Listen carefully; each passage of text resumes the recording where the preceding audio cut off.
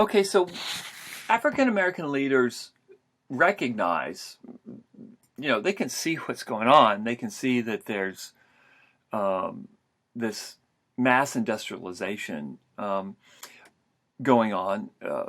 People are all going back to work, but defense industries, as was true of almost all of the United States during this time, were deeply racist and had no desire to hire African American workers.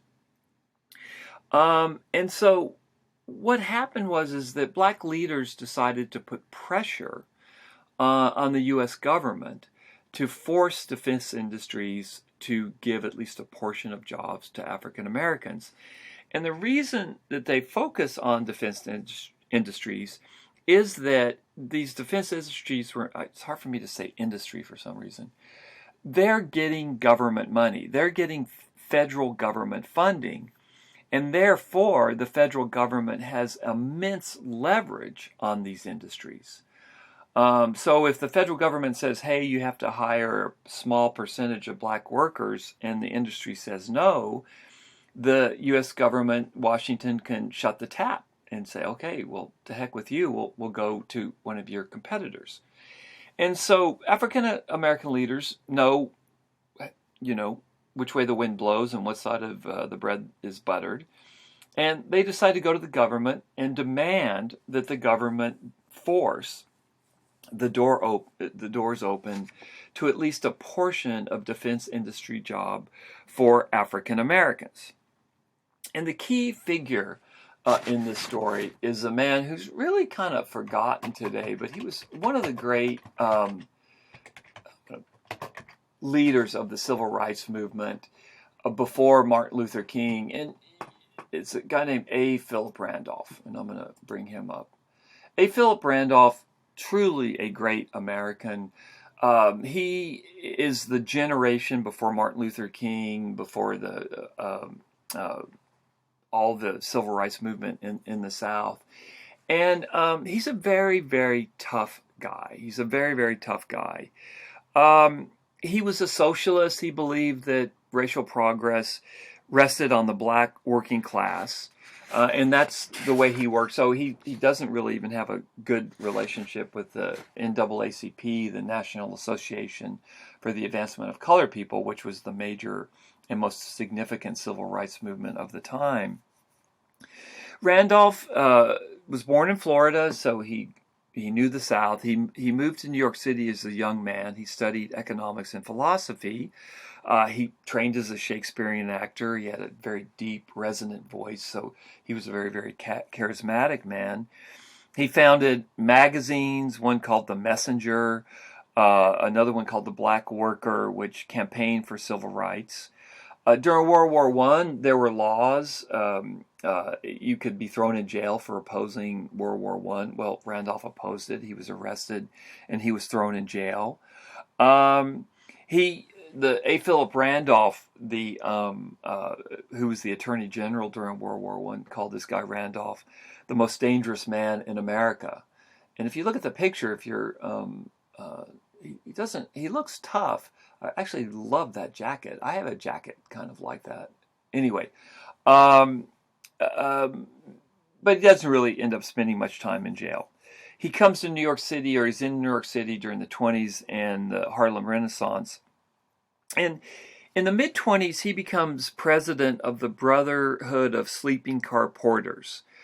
You think, these were the folks, the African Americans that worked on trains. As waiters on trains, collecting tickets, baggage, that kind of a thing. Well, you think, what the heck? Who cares about that? Well, what you have to remember is that this was an era where train travel was the dominant form of travel in the United States. Flying doesn't become dominant until after World War II. And so what it did was this was an employment opportunity for African Americans in a world, in a society where there weren't that many employment opportunities. The other thing about Pullman porters, and Pullman was a kind of a railroad car, was that they served as a grapevine for Black America because they traveled all over the country. And this is an age before the internet. Information was not as free-flowing as it is today. So railroad porters, those kinds of things, they're spreading the word all over the country because they're traveling all over the country as well. And so what seems like kind of an insignificant job from the perspective of 2015, well, in the 20s and 30s, it was a very important job in the African American community, a community with very limited opportunities. So Randolph was very much a believer in public opinion, which he called the most powerful weapon in America. And he wasn't a porter himself, so he couldn't be fired from a job, which was very significant, which gave him a lot of latitude. And so he worked very hard. He was a union man. He got these porters pretty good wages. And he becomes a very significant figure in the civil rights movement among African Americans. He's not uncontroversial among other African Americans, but he is recognized as a powerful guy. In 1940, Randolph is recognizing what's going on with defense spending. And he's also recognizing that African Americans are being shut out. That very few, if any, of these defense jobs, which are very well paying, by the way, offer much greater opportunity than most jobs offered African Americans.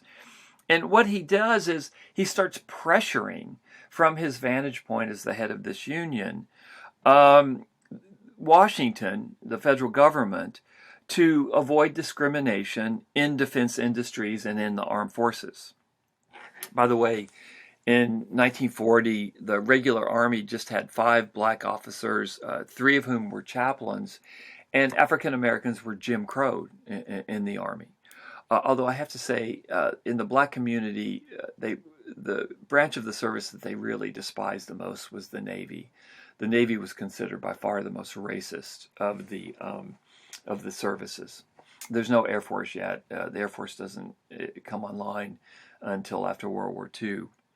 So what you have is a situation which Randolph recognizes very clearly, in which suddenly now there's industries are booming because of government spending, but African Americans are being shut out.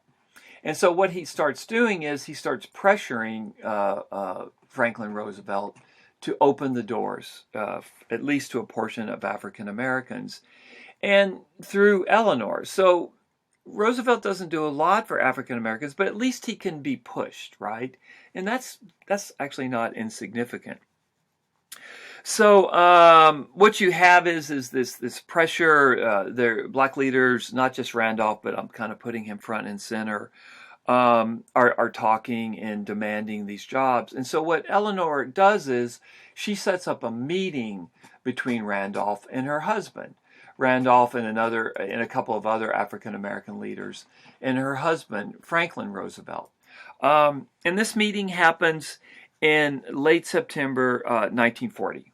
So what you have is Eleanor Roosevelt has facilitated a meeting between Franklin Roosevelt and significant African American leaders. Foremost among is A. Philip Randolph. And I'll talk about what happens in the next podcast.